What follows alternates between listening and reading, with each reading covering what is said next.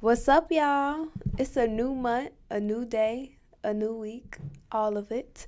I hope y'all doing well and y'all are happy and excited to get this ball rolling of 2020 since we're in the second month of 2020 already. So hopefully y'all are getting things done and getting y'all goals together and everything, right? Whatever y'all set forth for 2020, hopefully y'all are starting to work on it and work towards it. But let's get into today's episode. Welcome to the Sunny Days podcast. I am your host, Sunny Brooks, and I'm so excited to have you. This show was created to inspire women to heal from their past, take control of the present, and manifest their future. Here you will get love, laughter, support, and straight realness. So if you're ready to get rid of your shit and live unapologetically, this is for you. Let's start healing, living, and fucking manifesting. So today's Sunny Gems is to meditate. For those who don't know, Sunny Gems is where I give you a tip, trick, or two in the areas of wellness, spirituality, or overall personal growth. So today's Sunny Gems is to meditate. I know meditation is one of those things that a lot of people talk about, but a lot of people don't kind of tell you how. And it's not really necessarily how you meditate. It's kind of don't get wrapped up in how to, but a lot of people talk about it, but they don't really give good pointers on beginning a meditation practice. So I wanted to give you a few pointers today. But before I give you the pointers, I wanted to just tell you a little bit about meditation. Meditation is one of those tools that literally can change your life. And I'm saying this in a way I'm speaking from personal experience. I'm not saying this in a cliche way. So I'm telling you, meditation will change your life. Not only will it reduce your stress, it increases your focus, your concentration. It improves your health overall. It helps you think clearly. Like, you can Google the benefits of meditation.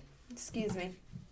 But you can Google the benefits of meditation and you'll find many of them. And I know meditation is one of those that changed my life. However, when I first started meditation, it was hard as shit, okay? I'm not even gonna lie to you, because I was like, oh, meditation, okay, I could sit down and be quiet for 30 minutes. That's not a problem, whatever. So I put on some music and I set myself in a whole panic attack, okay? I was already suffering from anxiety, so I don't know what made me think I could do it, but I thought I could do it, but I didn't. So I sat there and set myself in a whole panic attack, and I was hyperventilating and everything. And I struggled with closing my eyes and being in that dark space. And I say the dark space because when your eyes are closed, you know that's a dark space. But I struggled with being in that dark space and just trying to clear my mind and things. It was too much. So what started working for me was starting off with a candlelight meditation, where you just light a candle and you stare at the candle softly, and eventually your eyes will close. And when your eyes close, the flame will still be in your mind. So that's a good way to start. Guided meditations is one of my favorites, especially when the voice is good. I have this thing with certain voices with meditation. I cannot listen to, I don't know, it's weird. I don't know. But if you have Googled or have tried guided meditation, you kind of have probably ran across some of the voices that you're like, what the fuck? So yeah, so certain voices I can definitely get jiggy with. I like guided meditation because I don't have to worry about not thinking. I'm just focused on the person's voice. So I love guided meditation. I love the apps, Headspace.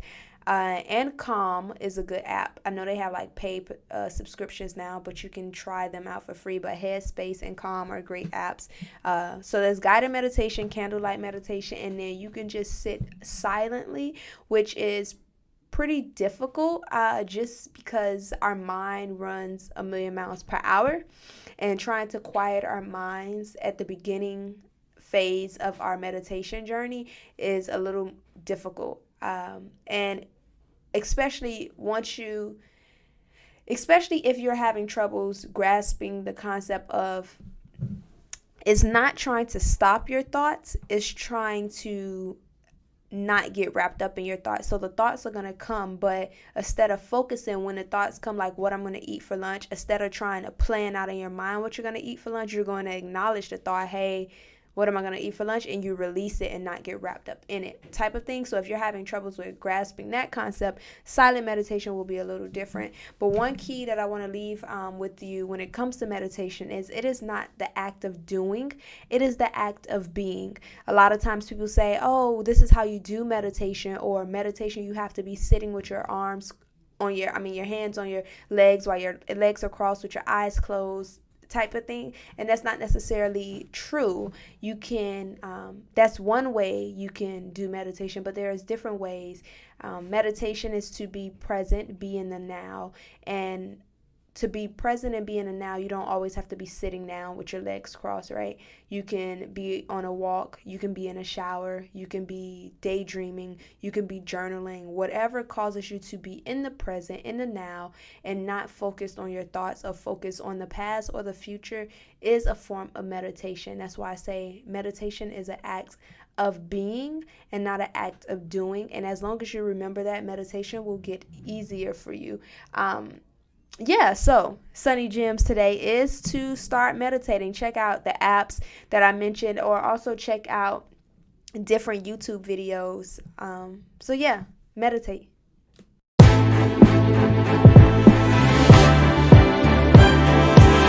So it's time for Sunny Speaks. Sunny Speaks is where I cover this episode's topic. Today's topic is my entrepreneurial journey. Okay. Yes, I am going to finally tell y'all my story about being an entrepreneur. When did it start? How did it start? And everything, because so many people always ask me, tell me your story. Tell me more about the entrepreneurial journey. Tell me how you guys started, what motivated you, and all of this. So I was like, you know what? I'm going to make it out of a podcast episode. So here it goes. Y'all bear with me because I'm going off the dome. I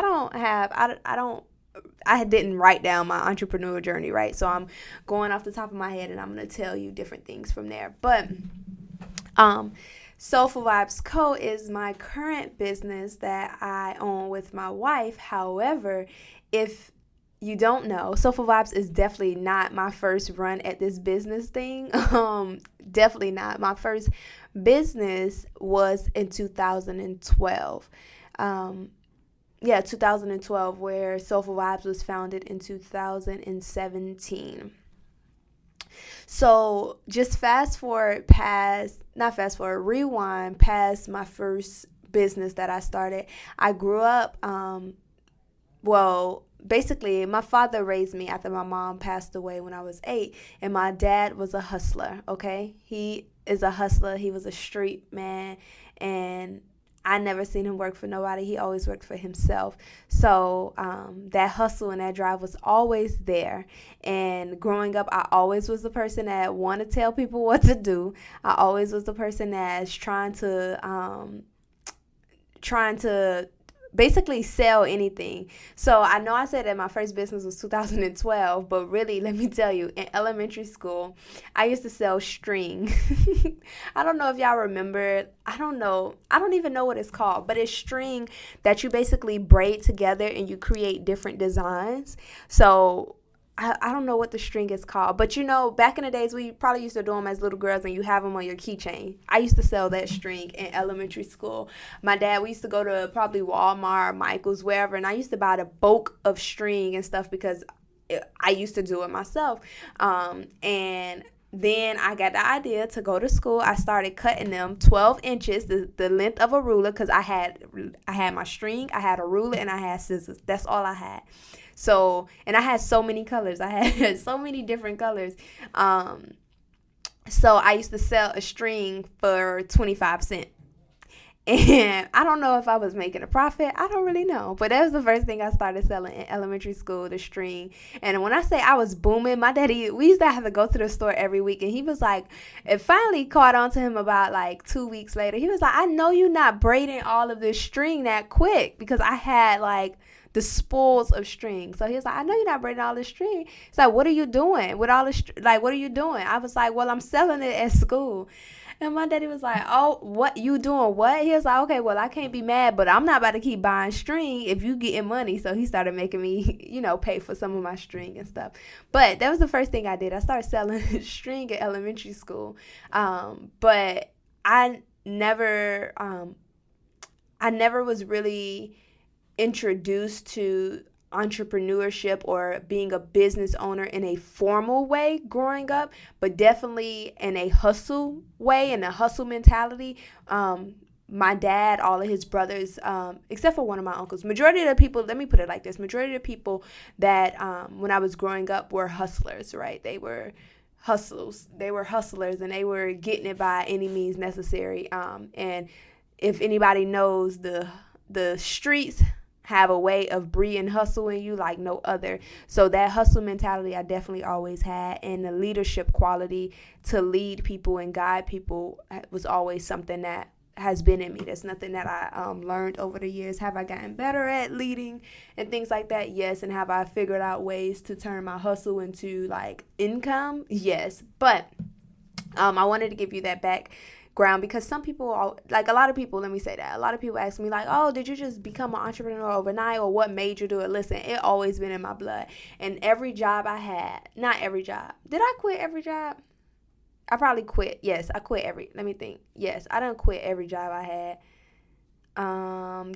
Yep. I never got fired from any jobs. Let me think. I don't think I got fired, okay? Off the top of my head, I don't think I got fired, but I definitely quit all the jobs. And my wife, TJ, will always say, she's like, listen, you might as well why are you at people's job if you're going to quit it?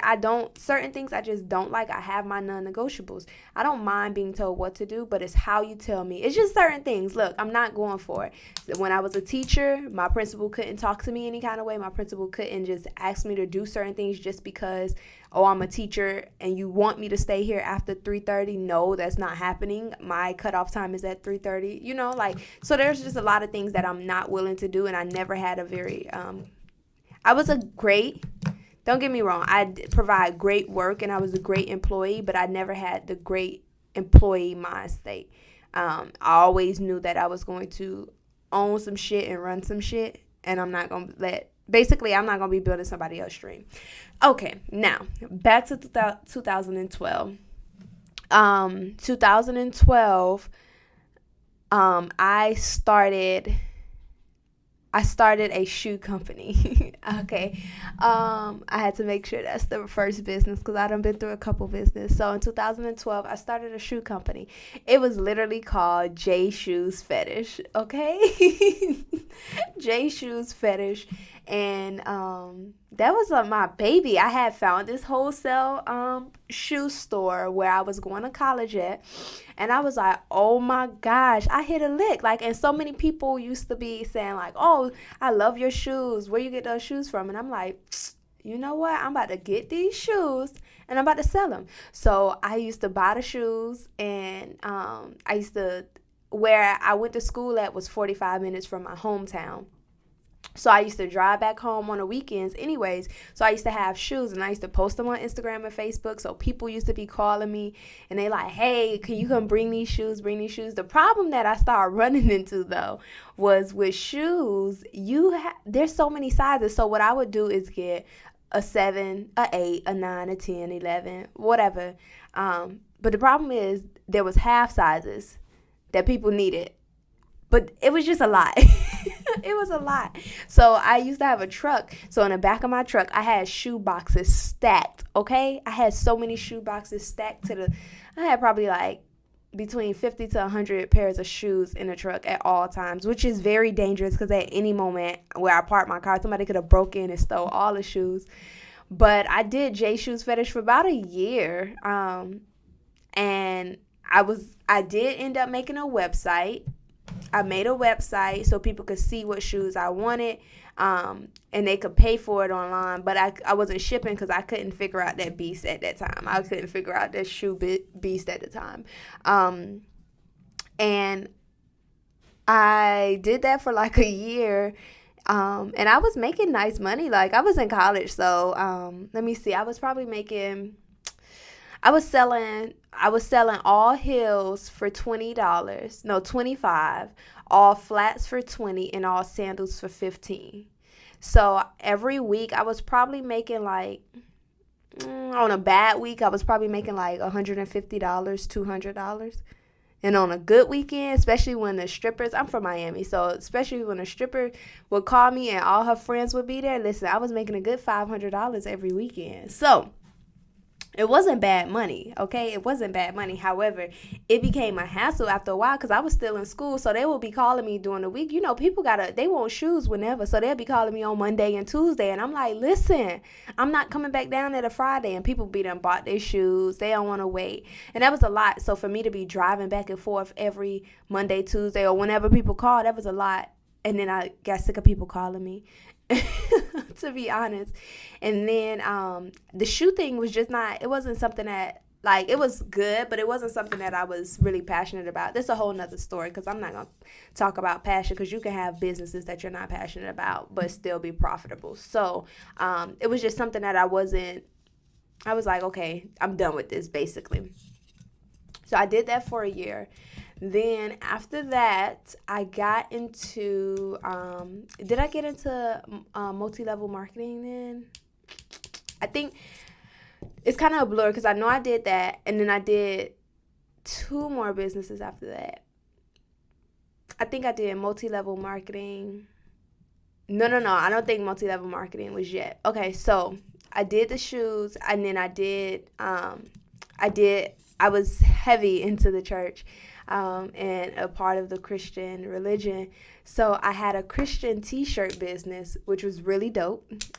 This had to be I started this in 2013, because I did J Shoes in 2012, 2013. Yep, so I started Christ Dynasty. That's what it was called, Christ Dynasty.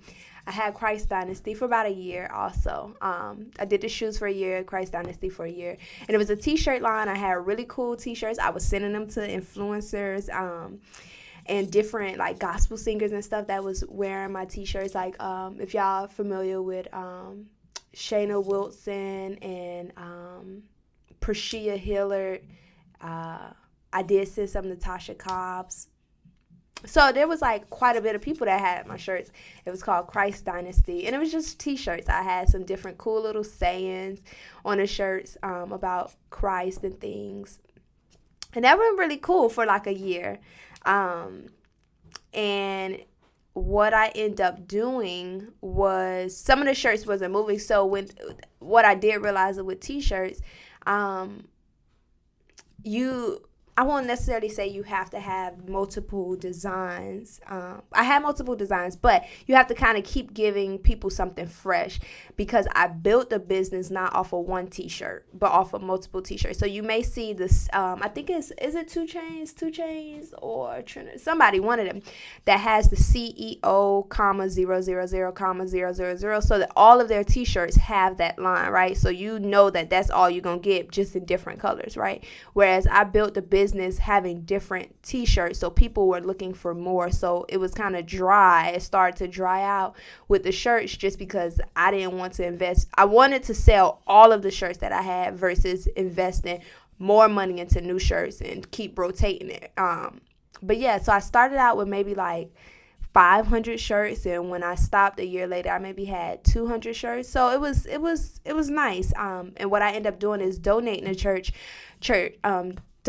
the shirts to my friend mother, who was she was a youth pastor at the church, and I donated the shirts to her so she can fundraise, basically get the shirts, sell the shirts and raise money for the kids to go on to a trip or something like that. So she took the shirts, and I let her have those shirts for fundraising purposes and stuff. So that was Christ Dynasty, and I did that from like 2013 to 2014. And then I got into, I'm trying to think, did I get into MLM after this second business, or,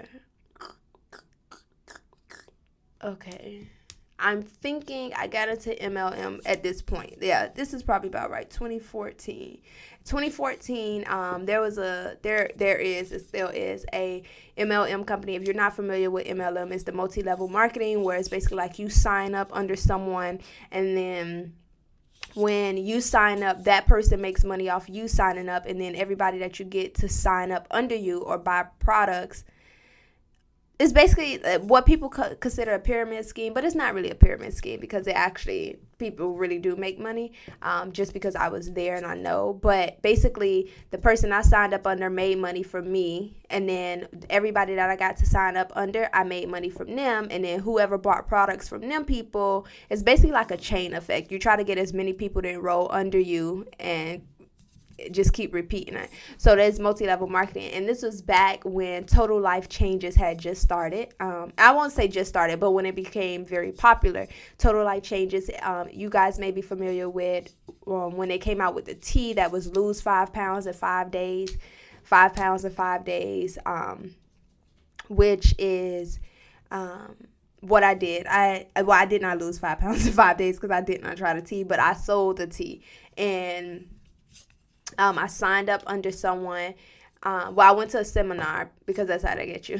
You go to the seminar, and they make you feel all good and stuff. And I signed up, and I, started with the biggest package. I had like weight loss products, skin products. I had so much stuff.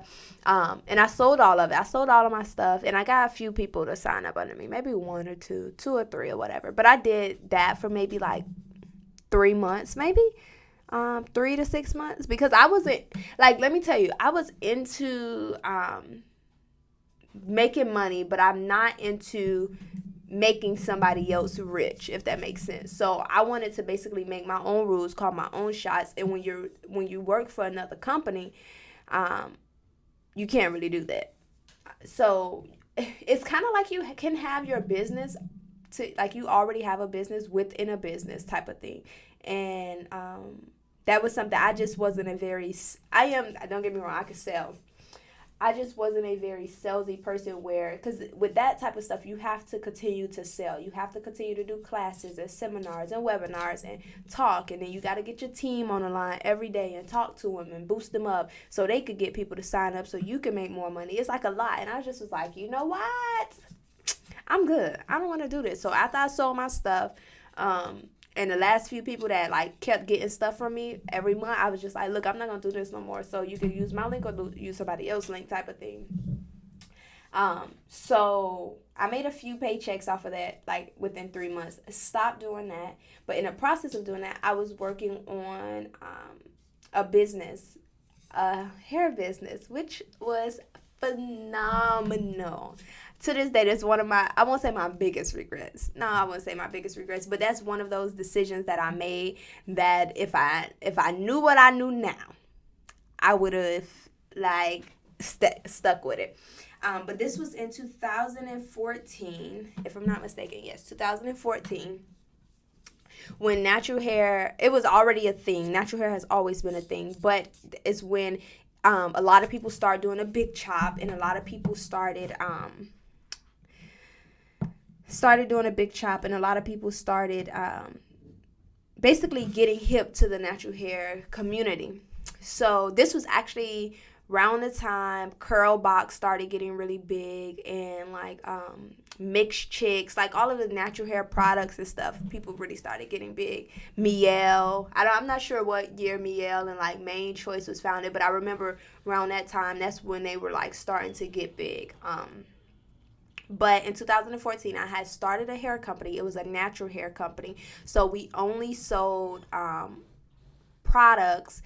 We only sold extensions for natural hair. So we had like kinky natural hair extensions. We had kinky straight natural hair extensions, which was perfect for those who have kinky hair, but when they get their hair straightened or they get their hair blown out, they put the kinky hair extensions in. We had kinky curly. So we had basically hair extensions for every texture hair. So we had 4A, 4B, 4C, 3A, 3B, 3C.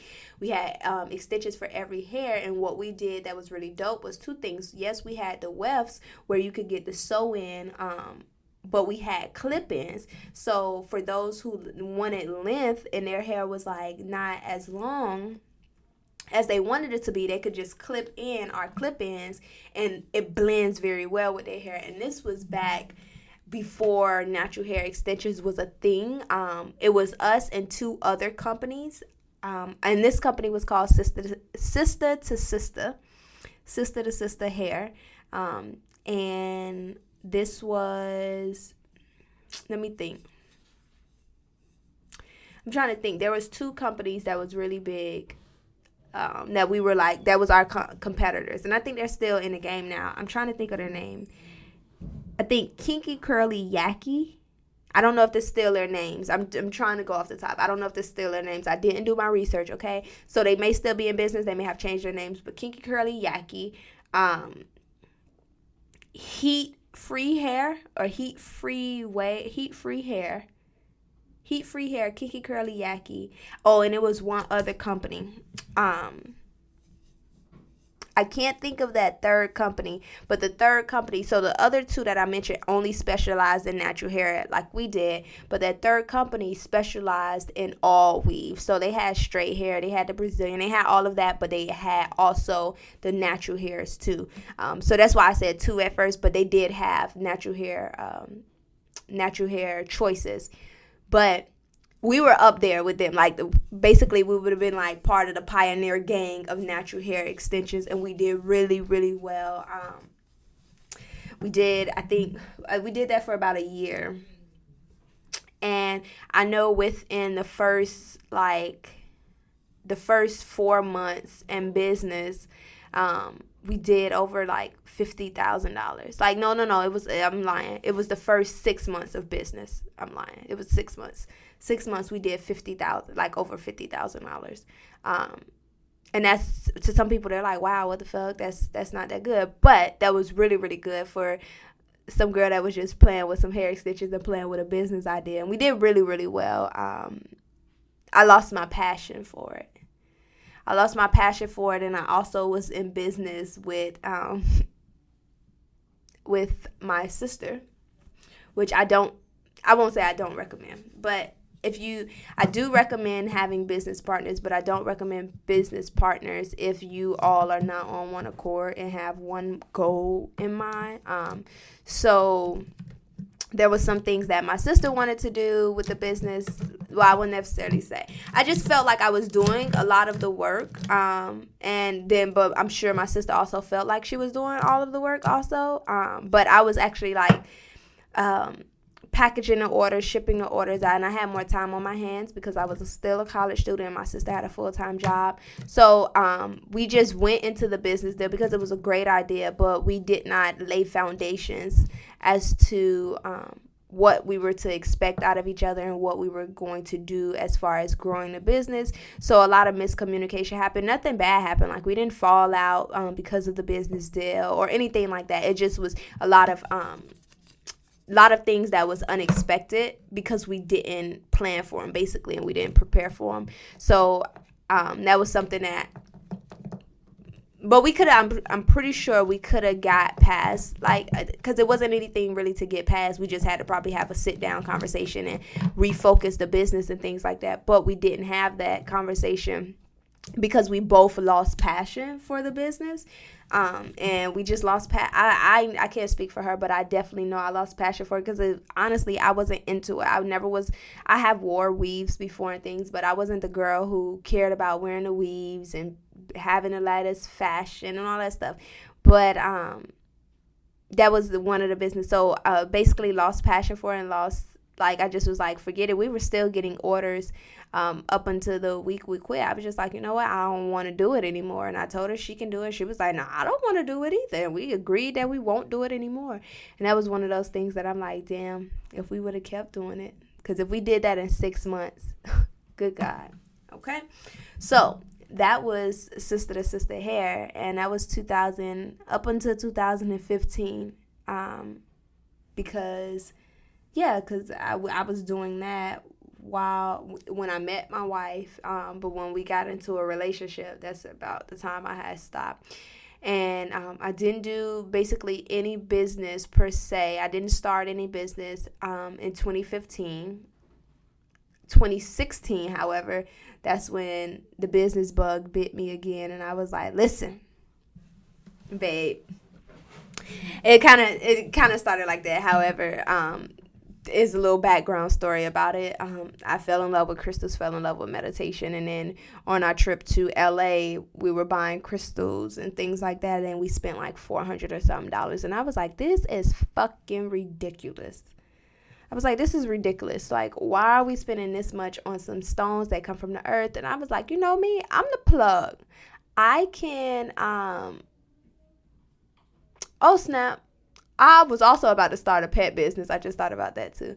So, whatever. I actually, you know what? I was going to start this pet business that was called Luxury Paws. I got the logo done. I had the vendor and everything. But the problem I had was I didn't have a pet. That was the dumb part, right? But I was going to hire other people's dogs to take pictures in the collars and clothes and stuff. And then another business that was called Fitness Crave. And I was going to sell like workout gear and stuff like that. That was a side note. And that was after Christ Dynasty and before Sister to Sister. So, yeah. But anyways, I was like, this is ridiculous. I know I can get these things for cheaper, or like, that's like, basically, I want other people to have access to this stuff, because this stuff's changed my life.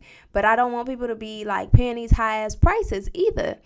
And TJ was like, well, see if you can find this stuff for cheaper. And I found the stuff. I specifically I bought 2 wands. And for one of my wands, one wand I paid $100 for. And I found that wand for $7. Okay? $7. I'm not saying that there's anything wrong with making a profit. I just was like, that's ridiculous. Like, goddamn. Even if you sold it for $50, I can understand. But you paid $7 for this wand, and you charging $100 for it, which, to each his own. I just was like, I'm not about to do that. And at this time in 2016, I did not see a lot of when I got my crystal certification and everything, I did not see a lot of black women, black people in general, talking about spirituality and talking about crystals and chakras and things that I was unfamiliar with. I didn't see that. And that was something that kind of annoyed me, because I'm like, y'all are teaching me something, but I feel like y'all are not talking to me from my perspective or including my experiences in life, because your experiences are not of a black woman. And that kind of bothered me. So that bothered me, the overpriced thing, and me wanting other people to know about this healing stuff. So I was like, you know what? I'm about to get some of these crystals, and I'm about to tell people about these crystals and how they help me, and I'm not going to charge them an arm and a leg. And as today, even still, our crystals are $3, right? If you go some places, those crystals are $6, $7. So that's something that we wanted to do, was to be affordable, provide the healing, be a face in the black community that at that time did not exist, but also provide quality products for an affordable price.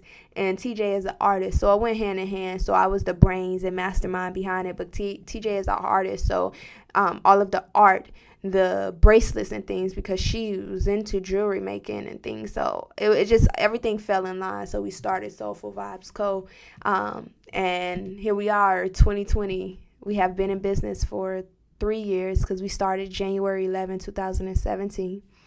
And we are here today living our dream, because we were teachers before. We were teachers, and Soulful Vibes allowed us to quit our jobs and still maintain life and still live life and provide healing for the world. I don't know if I answered any specific questions when it came to my entrepreneurial journey, but that's it. I had a few businesses that led me here. I have grown some, I failed in some, but I learned a lot through it all, which allows me to be able to run Soulful Vibes how it's ran now with the help of my wife. So yes, if y'all do have questions about my journey, feel free to ask them. I don't know if I have any, if y'all have any specific questions. I feel like I covered my entrepreneurial journey, but I say this to say, like, look, if you are feeling like you're scared or you're failing, keep fucking trying, because this is not my first go round. It won't be my last go round, right? Because this will not be the only business that we own and operate successfully. So that's why I say keep going. You want to start a business, whatever you want to do, pull yourself up, like the fucking Americans say. Pull yourself up by your bootstraps, whatever. But no, seriously. Do it. You fail, you pick your shit back up, you learn from your failures, and you try it again. And if you don't want to try that same thing again, you try something new until you find something that stick. And I probably would create a podcast episode about the passion versus profit type of thing, because a lot of the business I was not passionate about. For example, Sister to Sister, the hair business. But good God, googly moogly, I could have stuck with that because it was profitable, and it would have been profitable. It would have been, I know for a fact, a multi-million-dollar business today. TJ says that sometimes, a lot of times too, actually.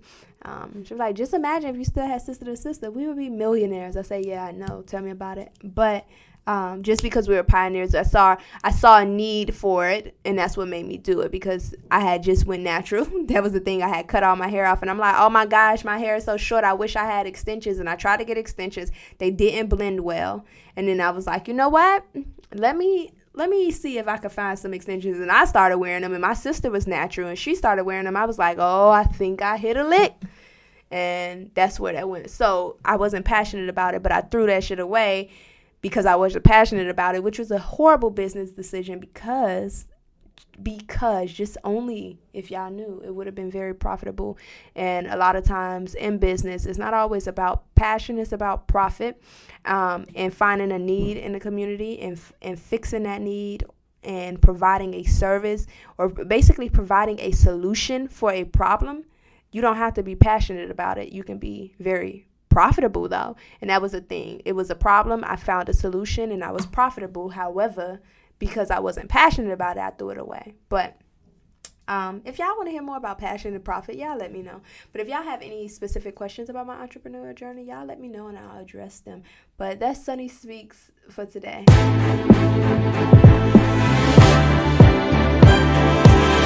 Sunny things. What's going on with Sunny, and what some announcements that y'all should be aware of. The first things first is, if you don't know, I upload a new YouTube video on my YouTube channel every Wednesday, and I'm going to start uploading 2 times a week, but bear with me. So my YouTube is Sunny Brooks. You can go to youtube.com/Sunny Brooks, or just type in Sunny Brooks, but you'll find me. I upload a new video every Wednesday, and I have quite a few videos on there now, so go check that out. And if y'all have any specific things y'all want to see, y'all let me know, because I'm thinking about doing like maybe like some vlogs, so y'all can, even though I don't think I do a lot of interesting things on my day-to-day lives. However, I know some people want to see that, but I'm thinking about doing some vlogs, think about doing some food things and things like that, whatever. However, check out my YouTube channel at Sunny Brooks. Also, if you didn't already receive my newsletter, my Sunny Dose, which is I write a newsletter the first of every month and send it out to you all. So if you didn't receive that, be sure to join my email list so you can receive the recent or receive them going forward. And I send different recommendations. I let you know what's going on with me. I give you book suggestions and things like that. This my Sunny newsletter, my Sunny Dose. So make sure you join my newsletter list for that. And then the podcast, of course, here I upload every 1st and 15th of every month. Let me know how you've been liking these new episodes and this new schedule, and what you want to see me improve on. And last but not least, if you did not know, Soulful Vibes Co is a one-stop shop, spiritual shop. So I want you to go check out Soulful Vibes Co.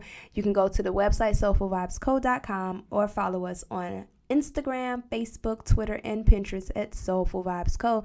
We provide all of your spiritual and metaphysical needs, from candles to incense to crystals and jewelry. So make sure you go stop and shop with Soulful Vibes Co.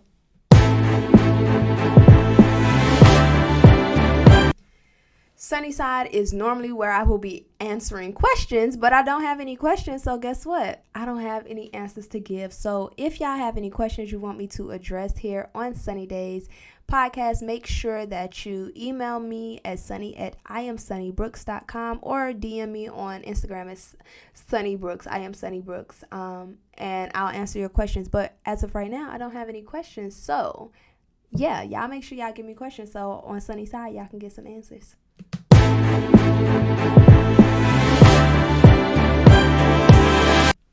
So now to Sunny Reads, where I give you all a card reading.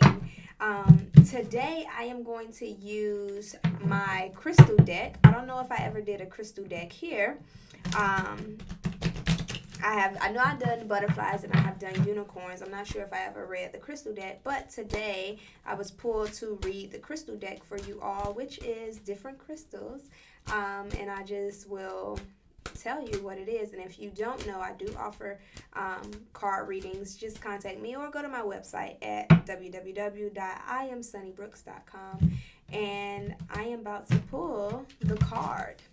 How I do this is I pull a card, I read from the book just to pay homage and respect to the person who created this deck, and then I go ahead and give any information that is downloaded to me from Spirit. So the card that I pulled was Blue Lace Agate, which is good for communication and the throat chakra. Blue Lace Agate, and it just says communication, throat chakra. So the book says, give me a second. Blue Lace Agate. Communication is key when you draw the Blue Lace Agate crystal card. Sometimes we hold on to what we want to say, or we may not think before we speak. Words are very powerful. It is time for you to communicate clearly what you do and don't want. When you are positive and clear about your wants and needs, you can manifest or make things happen a lot more quickly. Try to release any fears of being judged. Also, try not to worry about hurting other people's feelings. You can express yourself and communicate what you need to say in a strong yet passionate way. It's very important that you do tell other people how you feel. If it's hard for you to verbally express yourself, try to write down how you feel. The important thing is to be heard or to express yourself. It doesn't matter which way you choose to do this. Blue Lace Agate is associated with the throat chakra. It is the stone of communication. This crystal helps you with your verbal expression so that you can communicate freely in difficult or stressful times, such as during public speaking. Y'all, we got to communicate. We have to communicate. One thing that comes up from Spirit is you are responsible for what you say, but you are not responsible for how someone perceives it. And that's important because you can't try to avoid conflict or not speak on something or not stand your ground or speak up for yourself because you're scared that you're going to piss somebody off, or you're scared that somebody's going to get irritated or aggravated with you, or you'll lose their relationship or anything like that. You cannot operate out of fear. You can no longer operate out of fear, especially when it comes to your needs and wants, because if you don't advocate for yourself and you don't advocate for your needs and wants, then who will? Understand that communication is important. Understand that communicating your needs, your wants is very important, especially to those that are close to you and those that you interact with often. Communicate in a way that is respectful, but also communicate in a way that is stern. You don't want to say, yeah, no, I don't like that, because they may not know if you're joking, but you want to be very stern, but respectful. You don't have to say, hey, I don't fucking like that. Don't fucking do that again, right? You don't have to say that, but you can say, hey, I appreciate if you don't do that again. I don't like that, right? You can be very respectful and stern, but understand that communication is key, because if you don't communicate, how would anybody know? That's the question. How would anybody know what you want or what you need? Stop taking a back seat to shit. Stop allowing people to assume what you want and need, and actually tell them, because you have to speak up for yourself. Because if you don't, remember, nobody's going to speak up for you like you will speak up for you.